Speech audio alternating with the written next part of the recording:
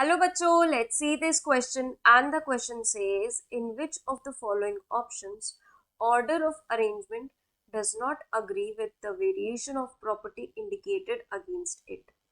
बच्चों क्वेश्चन में बोला गया है कि इनमें से कौन से जो ऑप्शंस हैं, इन चारों में से कौन से ऑप्शंस हैं जिसमें जो एक प्रॉपर ऑर्डर फॉलो नहीं कर रहा है फिनोमिना के अकॉर्डिंग जो ब्रैकेट में दिए गए। जैसे ए ऑप्शन में बोला गया है इंक्रीजिंग आयनिक साइज। तो देखिए बच्चों, जैसे जैसे किसी भी स्पीशी पर इलेक्ट्रॉन ऐड ऑन होते जाते हैं, मतलब कि कोई भी एटम है, न्यूट्रल एटम है, उसमें जितने इलेक्ट्रॉन ऐड होंगे उसका साइज उतना बढ़ेगा, क्योंकि नंबर ऑफ प्रोटॉन तो नहीं बदल रहे। अब नंबर ऑफ प्रोटॉन को ज्यादा नंबर ऑफ इलेक्ट्रॉन को अपनी तरफ अट्रैक्ट करना पड़ रहा है। इलेक्ट्रॉनिक मतलब अट्रैक्शन ज्यादा नंबर ऑफ इलेक्ट्रॉन की तरफ है, तो उसका इफेक्टिव जो अट्रैक्शन है, इफेक्टिव चार्ज जो है वो कम हो जाएगा। वही अगर इलेक्ट्रॉन रिमूव होगा तो क्या होता है बच्चों, अब प्रोटॉन्स तो उतने ही है, अब प्रोटॉन को कम नंबर ऑफ इलेक्ट्रॉन को अट्रैक्ट करना पड़ रहा है। ठीक है, तो इफेक्टिवनेस बढ़ेगी अट्रैक्शन की। ठीक है, तो इससे ये कंक्लूजन निकलता है कि जितना नेगेटिव चार्ज बढ़ेगा किसी स्पीशी पर, वो उसका जो साइज है उतना बढ़ता जाए। ठीक है, तो नेगेटिव चार्ज इस तरफ बढ़ रहा है, पॉजिटिव चार्ज घट रहा, जिधर पॉजिटिव चार्ज बढ़ रहा है उधर साइज छोटा हो रहा है, और जिधर नेगेटिव चार्ज आ रहा है उधर साइज बड़ा हो रहा है। तो मतलब कि ये आयनिक साइज बिल्कुल परफेक्ट है, मतलब बिल्कुल सही ऑर्डर है आयनिक साइज। सेकेंड ऑप्शन पे चलते हैं, बी ऑप्शन में फर्स्ट आयनाइजेशन एंथैल्पी का order, increasing first ionisation enthalpy. देखिए बच्चों, जनरली क्या होता है, अक्रॉस अ पीरियड हमने पढ़ा है कि आयनाइजेशन एंथैल्पी इंक्रीज होती है। और आयनाइजेशन एंथैल्पी क्या होती है, amount of energy required to remove electron from its neutral gaseous atom.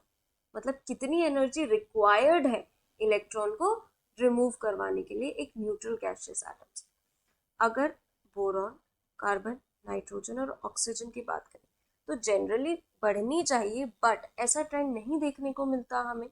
थोड़ा सा चेंजेस मिलते हैं कि किस तरीके के, कि सबसे छोटा तो बोरॉन होगा, फिर कार्बन, फिर ऑक्सीजन, और फिर सबसे ज्यादा नाइट्रोजन। ऐसा इस वजह से बच्चों, क्योंकि जो नाइट्रोजन है इसका जो वैलेंस पी सब शेल है वो हाफ फिल्ड रहता है,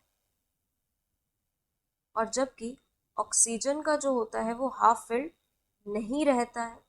ठीक है, हाफ फील्ड में से इलेक्ट्रॉन रिमूव करवाने में ज्यादा एनर्जी रिक्वायर्ड होगी, क्योंकि वो ऑलरेडी स्टेबल है और हम उसे उसकी स्टेबिलिटी घटा रहे हैं। वहीं ऑक्सीजन जो है उसमें से एक इलेक्ट्रॉन निकालते ही उसकी स्टेबिलिटी बढ़ जाएगी। ठीक है, वो हाफ फील्ड स्टेबल हो जाए। ठीक है, तो इस वजह से ये ऑर्डर होना चाहिए, तो ये हमारा गलत है।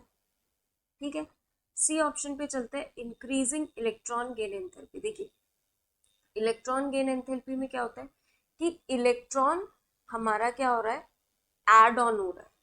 तो बच्चों, इलेक्ट्रॉन जब ऐड ऑन होता है इलेक्ट्रॉन गेन एंथैल्पी में, ये जो ट्रेंड है ये फॉलो नहीं होता। जो कह सकते हैं हम, जो थर्ड पीरियड वाले जो होते हैं एलिमेंट्स, उनका electron gain enthalpy second period वालों से ज्यादा होता है। मतलब ऑर्डर होना चाहिए कुछ इस तरीके से,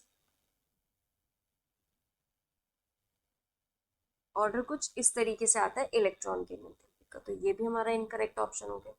फोर्थ ऑप्शन पे चलते हैं, इंक्रीजिंग मेटालिक रेडियस। देखिए, डाउन द ग्रुप जो ट्रेंड है, जनरल ट्रेंड की down the group metallic radius increase होता है, बिकॉज नंबर ऑफ शेल्स सब शेल्स बढ़ते चले जाते हैं। तो ये ऑप्शन हमारा करेक्ट हो। और हमें कौन सा चूज करना है बच्चों, does not agree with the variation of property indicated. तो करेक्ट ऑप्शन निकल के आएगा बच्चों, option B and option C. I hope all of you understood very well. Thank you and best of luck.